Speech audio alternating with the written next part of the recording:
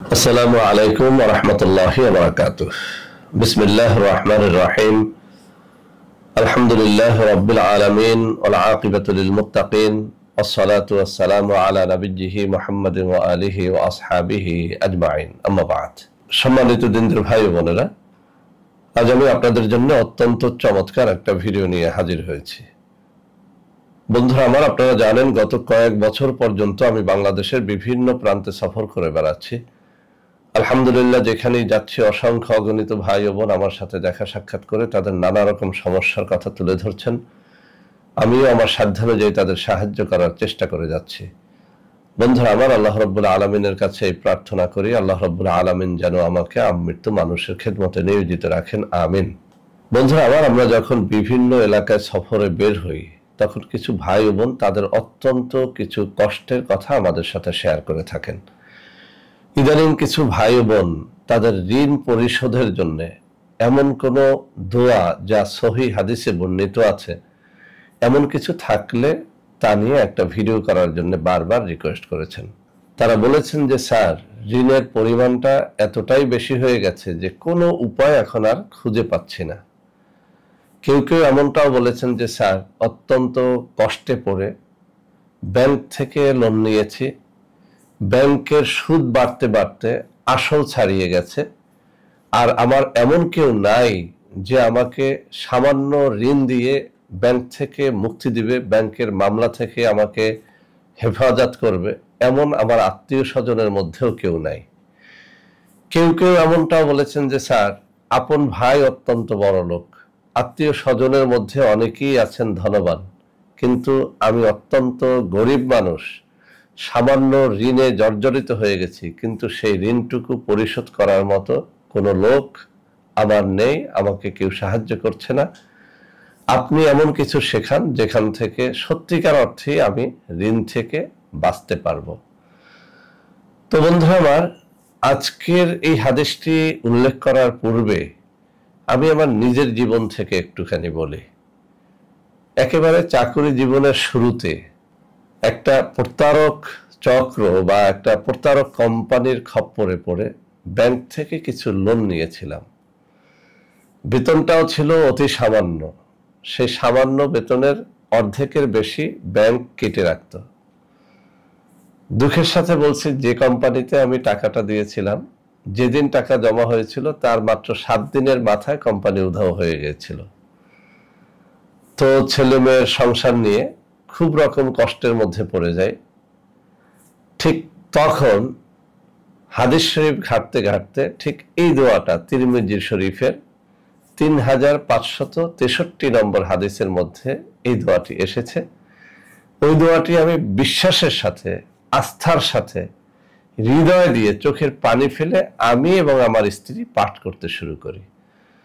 আল্লাহ সাক্ষী, আল্লাহর মেহেরবানিতে কিছুদিনের মধ্যে আমার সকল ঋণ এমন ভাবে পরিশোধ হয়েছিল যে 1 টাকার একটা নোট আর কেউ আমার কাছে পাইতো না। সুবহানাল্লাহি ওয়া বিহামদিহি, সুবহানাল্লাহিল আযীম।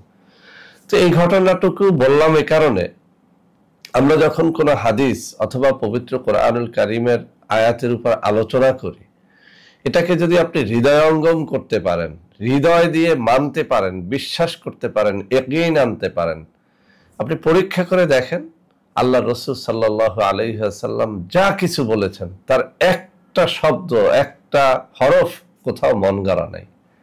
মা ইয়ানতিকু আনিল হাওয়া ইন হুয়া ইল্লা ওয়াহয়ি ইউহা। পবিত্র কোরআনুল কারীমে সনদ দেওয়া হয়েছে আল্লাহ রাসূল সাল্লাল্লাহু আলাইহি ওয়াসাল্লামকে, বলা হয়েছে তিনি মন গড়া কিছুই বলেন না আল্লাহর ওহী ছাড়া। সুবহানাল্লাহি ওয়া বিহামদিহি, সুবহানাল্লাহিল আযীম। তো আল্লাহ রাসূল সাল্লাল্লাহু আলাইহি ওয়াসাল্লাম থেকে বর্ণিত হাদিস তিরমিজি শরীফের 3563 নম্বর হাদিসের মধ্যে এই দোয়াটি এসেছে।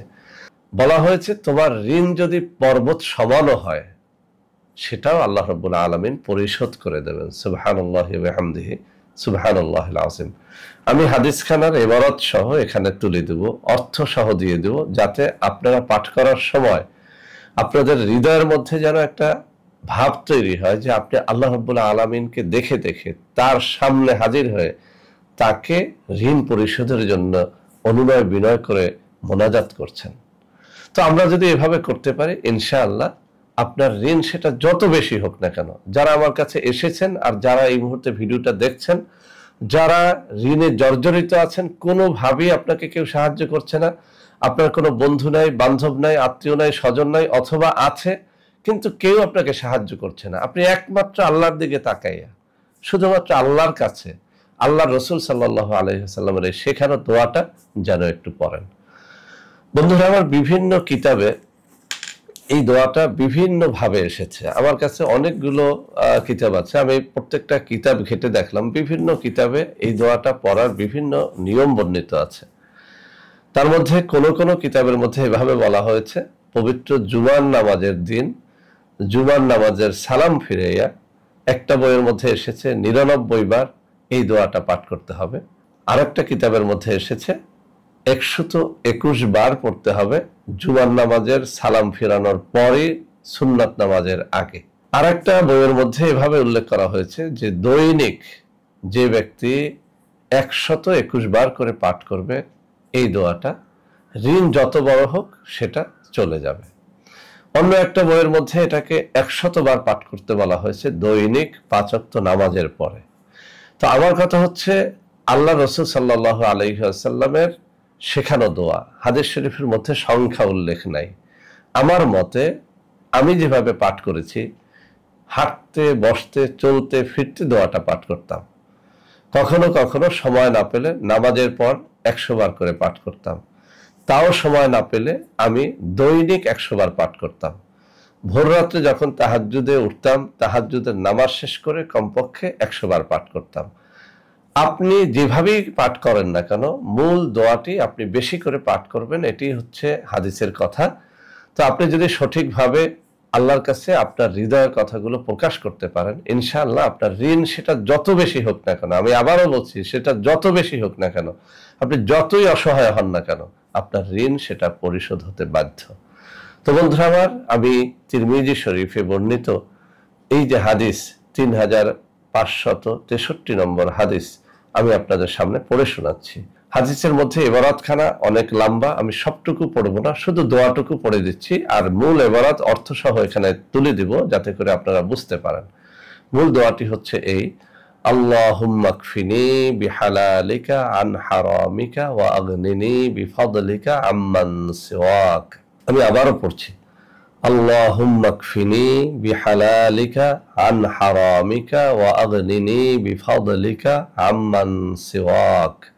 আমি এখানে বাংলা উচ্চারণটা সহ দিয়ে দিব যাতে করে আপনারা যারা আরবি পারেন না তারা বাংলা উচ্চারণটা দেখে দেখে অন্তত পড়তে পারেন। আপনি আমার এই আলোচনাটুকু যদি আজকে হৃদয়ের কান দিয়ে শুনে থাকেন, আমি আপনাকে রিকোয়েস্ট করব আপনি ভোর রাত্রে একটু জাগেন, কেননা ভোর রাত্রের দোয়া সব থেকে তাড়াতাড়ি কবুল হয়। ভোর রাত্রে জেগে সিজদার মধ্যে অথবা নামাজের আসনে বসে আল্লাহর দিকে আপনার দিলটাকে রুজু করে এরপরে এই দোয়াটা এভাবে চোখের পানি ফেলে পড়তে থাকুন। আল্লাহুম্মা কফিনি বিহালালিকা আন হারামিকা ওয়া আগনিনি বিফাদলিকা আম্মা সিওয়াক। আল্লাহুম্মা কফিনি বিহালালিকা আন হারামিকা ওয়া আগনিনি বিফাদলিকা আম্মা সিওয়াক। اللهم اكفني بحلالك عن حرامك واغنني بفضلك عما سواك। তো বন্ধুরা আমার, এভাবে অর্থের দিকে খেয়াল করে চোখের পানি ফেলে আপনি আপনার ঋণ পরিশোধের জন্য একমাত্র আল্লাহকে বেছে নেন। দুনিয়ায় কারো সাহায্য লাগবে না, কোনো ব্যাংকের লোন লাগবে না, কোনো ধনী ব্যক্তির কাছে হাত পাততে হবে না। ভোর রাত্রে জেগে দু চোখের পানি ফেলে এভাবে পড়ুন। যদি ভোর রাত্রে আপনি জাগতে না পারেন, অন্তত 5 ওয়াক্ত নামাজের পরে পড়ুন। তাও যদি না পারেন, আপনার সুবিধার মতো সময় কমপক্ষে 100 বার করে এই দোয়াটা পড়ুন। ইনশাআল্লাহ আমি মুক্তি পেয়েছি, আমার জানা মতে আমার আত্মীয় স্বজনের মধ্যে অনেকে এই আমলটি করে মুক্তি পেয়েছেন, আপনারাও মুক্তি পাবেন ইনশাআল্লাহ। তো বন্ধুরা আমার, আজকের এই ভিডিওটি যদি আপনাদের ভালো লেগে থাকে অবশ্যই ওই সমস্ত মানুষের মধ্যে শেয়ার করে দেবেন যারা ঋণ নিয়ে খুব দুশ্চিন্তায় আছে, অর্থ কষ্টে ভুগতেছে, কোনো উপায় যাদের নাই তাদের মধ্যে ভিডিওটি শেয়ার করে দেবেন।